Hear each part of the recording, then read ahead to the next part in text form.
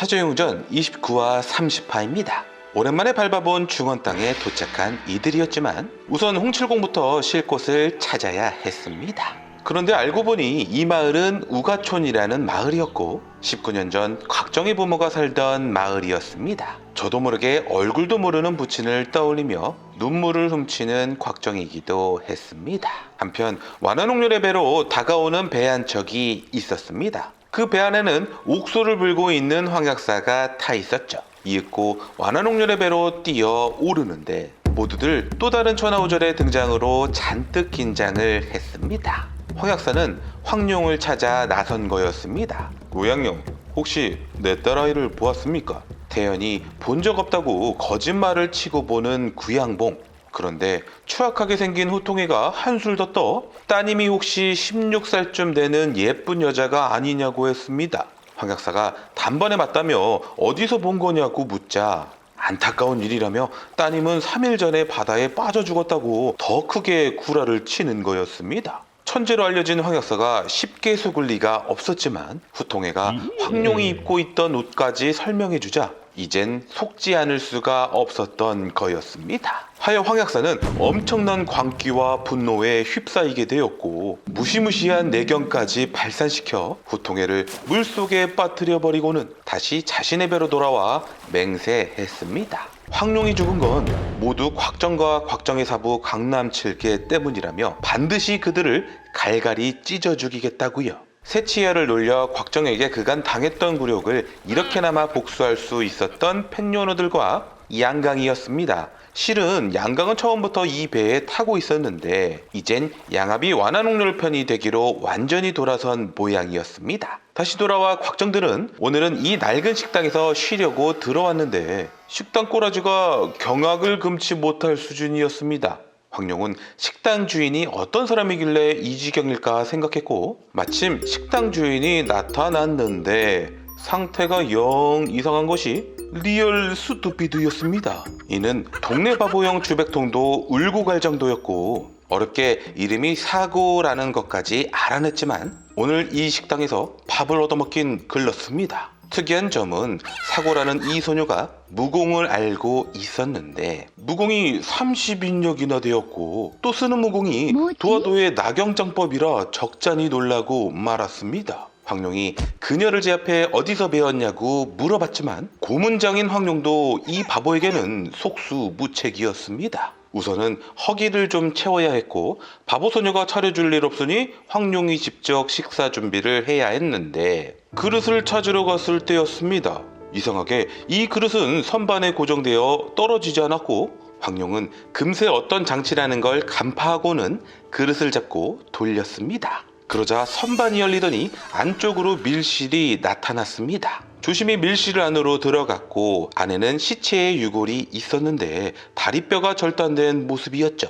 황룡은 이제야 내막을 알게 된 모양이었습니다. 이 시체가 황약사의 제자 중 한 명인 고경풍의 시체라는 것과 바보소녀가 고경풍의 딸일 거라는 것을요. 또 진귀한 보물들도 있었는데 아마도 고경풍은 이 보물들을 지키다가 밀실 안에서 죽었을 거라는 것도 말이죠. 우여곡절도 알게 됐으니 이제부터 황룡표 진수성찬이 시작되었습니다. 그런데 평소 같았으면 싹 다 해치웠을 홍칠공이 손도 안 대는 거였습니다. 섭섭한 마음이 들어 왜 그런지 물어보니 이만이란 도시에 왔으니 임금님 수라상이 먹고 싶다는 거였습니다. 몸이 성치 않으니 반찬 투정하는 뒷방 늙은이가 다 된 것이었습니다. 죽기 전 소원이래나? 결국 홍칠공의 소원을 들어주기로 하였습니다. 작전은 이랬습니다. 황제의 식사를 조리하는 어주방 천정에 홍칠공을 숨겨놓기로 말이죠. 그럼 알아서 음식을 몰래 훔쳐먹겠다며 그전부터 이렇게 몇 번이나 훔쳐먹은 적이 있었다고 했습니다. 자칫하다 걸리더라도 주백통이 옆에 있으면 걱정할 게 없었고 말이죠. 출발은 다음 날이었고 곽정과 황룡은 오늘 하루는 데이트를 즐기기로 했습니다. 그때 황룡의 레이더에 걸려버린 이가 있었으니 이젠 쩌리 취급받는 후통애였습니다.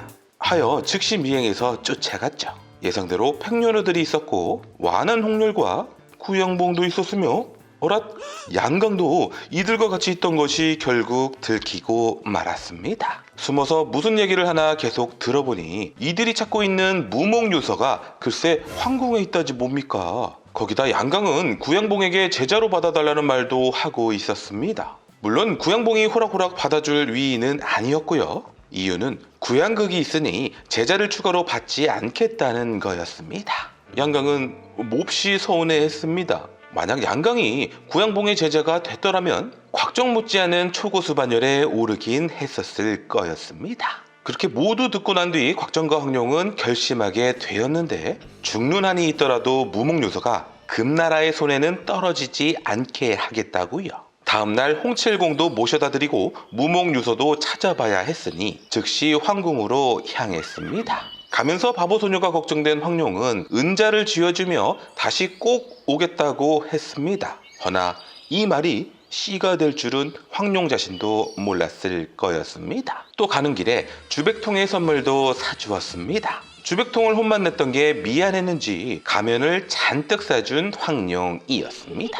물론 앞으로도 계속 주백통은 황룡의 밥이긴 했습니다. 일단 황궁까지 무사히 들어왔고 어선방에는 주백통이 홍칠공을 데려가기로 했으니 곽정과 황룡은 이제부터 무목유서를 찾아보기로 했습니다. 그런데 이 넓은 황궁에서 무목유서를 찾는다는 건 아무리 황룡이라도 알 길이 없었고 더군다나 하필 완한 홍렬들도 벌써 황궁에 왔을 줄이야.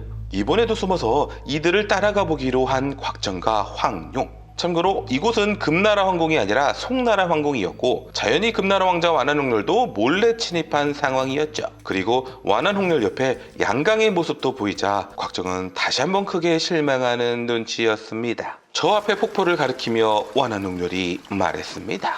폭포한 동굴에 무목유서가 있을 거라고 말이죠. 많은 자료를 찾아보고 연구한 결과였지만 실로 완한홍렬의 해안이 놀라운 장면은 맞았습니다. 그럼 이에 맞춰 황룡도 계략을 하나 짜야 했습니다. 우선 팽려노들이 폭포 안으로 못 들어오도록 곽정이 먼저 폭포 안으로 들어가 팽려노들을 물리치는 동안 그 사이 황룡은 소란을 피워 황궁 시위들을 불러오는 것이었습니다. 원래 계획은 주백통을 불러와 구양봉을 상대하게 하려 했는데 지금은 그럴 여유가 없었습니다. 폭포한 방해꾼이 곽정이라는 걸 알게 되자 꽤나 놀란 이들이었지만 여기엔 구양봉도 있었으니 구양봉은 즉시 폭포 안으로 들어갔고 곽정은 자신의 최대 공략에 항룡책발장으로 응수했습니다. 황룡의 시위를 불러오고 있으니 조금만 더 버티면 됐고 거기다 구양봉은 이 당시 이런 심정이었습니다. 이해가 어려운 구음진경의 유교를 곽정과 대련하듯이 싸우면서 풀어보자고요.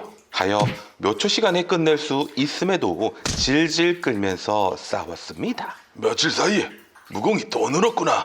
그러기에 곽정을 더 살살 공격하며 관찰할 생각이었는데 그때 양강도 폭포 안으로 들어왔고 곽정이 구양봉 상대로 잘 버티고 있는 것처럼 보이자 살며시 곽정 뒤로 다가가 그대로 옆구리에 단검을 확 쑤셔버렸습니다. 양강 너! 이어서 구양봉의 한마공마저 곽정에게 적중되었습니다. 그대로 곽정의 몸은 한참을 날아가 처박혔습니다.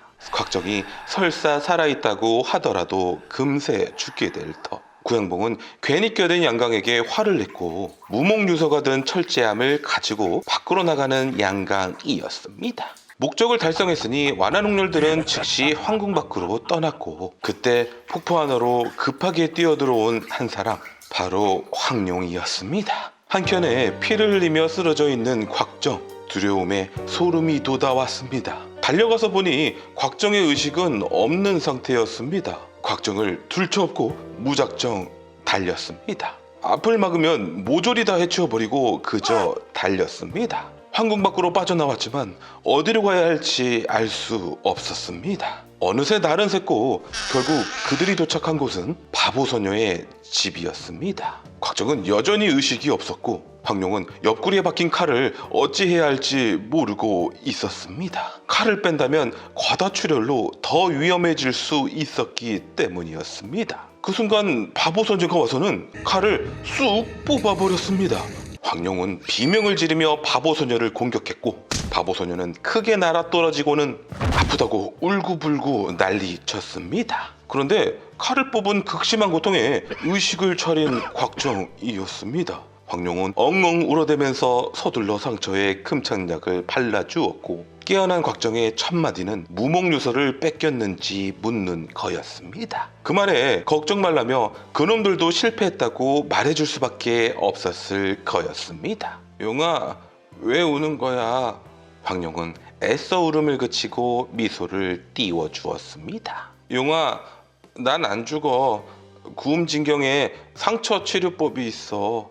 그 말이 어찌나 반가운지 이젠 기쁨의 눈물을 흘렸습니다. 허나 이 치료법은 상당히 어려운 면이 있었습니다. 7일 동안 서로의 손을 맞대고 운공을 해야 했기 때문이었죠. 그 말에 70년 동안이라도 기꺼이 하겠다는 황룡이었습니다. 이렇게 사조용전 29화 30화가 끝났습니다.